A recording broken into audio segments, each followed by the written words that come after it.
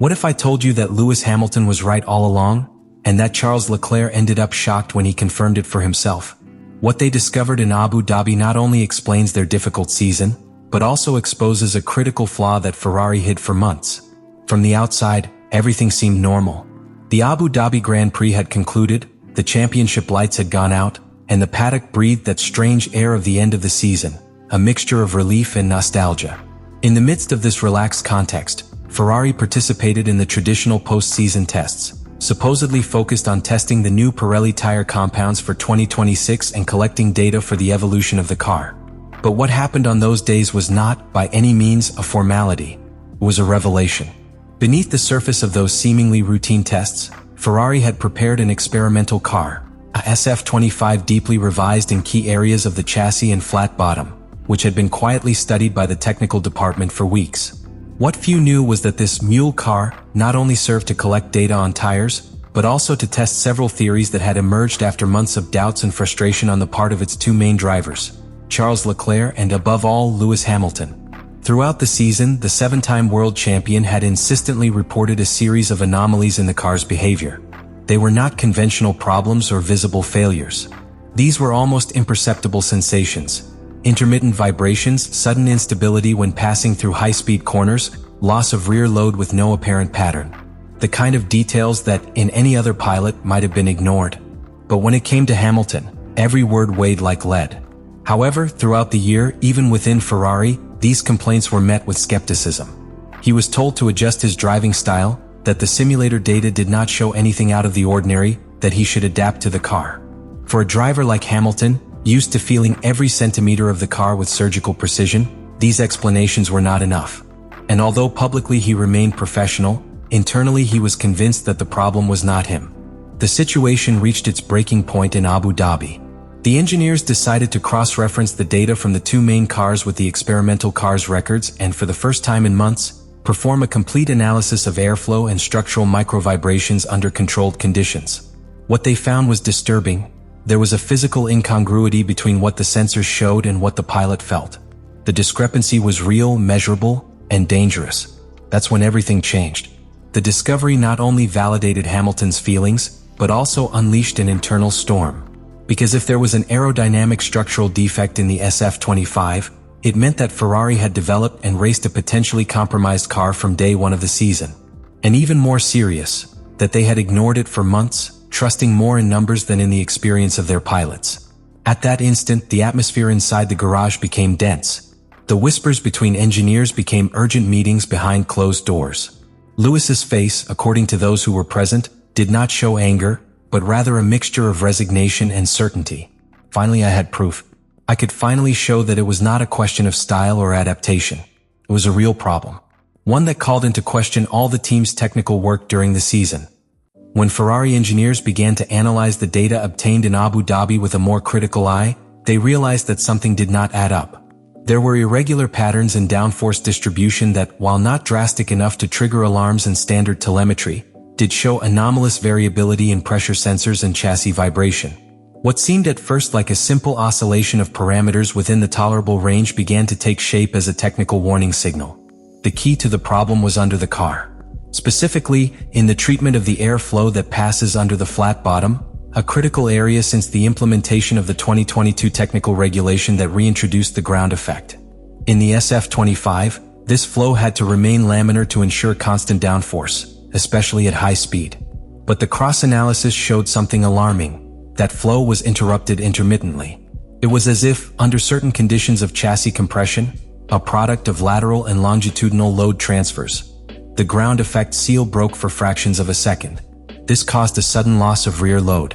The car literally stopped sticking to the asphalt for thousandths of a second.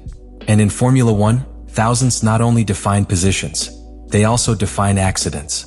The most disturbing thing was that this break in aerodynamic flow was not constant. It only occurred in specific circumstances: long high-speed corners, elevation changes with rear-end compression, or even during prolonged braking where the car descended enough to modify the angle of attack of the diffuser. It was a structural failure covered up by an overly sensitive aerodynamic architecture. No simulation had detected it. No wind tunnel had replicated it.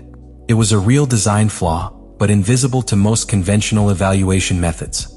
And yet, Lewis Hamilton had felt it from his first day in the SF25. His perception of the car's balance, cultivated for years behind the wheel of dominant and problematic cars, allowed him to identify a fault that for others was statistically irrelevant. When the technical team presented its internal conclusions, the atmosphere at Ferrari became solemn. What had been dismissed as a subjective complaint was now documented with technical precision. Pressure maps revealed micro-fluctuations, lateral acceleration graphs showed unusual peaks, and high-speed cameras installed during testing confirmed imperceptible movements of the rear diffuser in critical situations. Hamilton's reaction was glacial, almost surgical. He didn't need to say, "I told you so." His silence was more eloquent than any reproach. For him, the moment wasn't about revenge or redemption. It was validation. Every uncomfortable turn, every loss of confidence when braking, every corner entry in which the car seemed alive one moment and dead the next. Everything had a scientific explanation. From that moment on, the entire development plan for the car changed. Materials studies, structural torsion tests, high-frequency simulations were activated to analyze the rigidity of the critical areas of the flat bottom, and most importantly, the CFD, Computational Fluid Dynamics, department was called to review from scratch the scenarios not contemplated during the original design.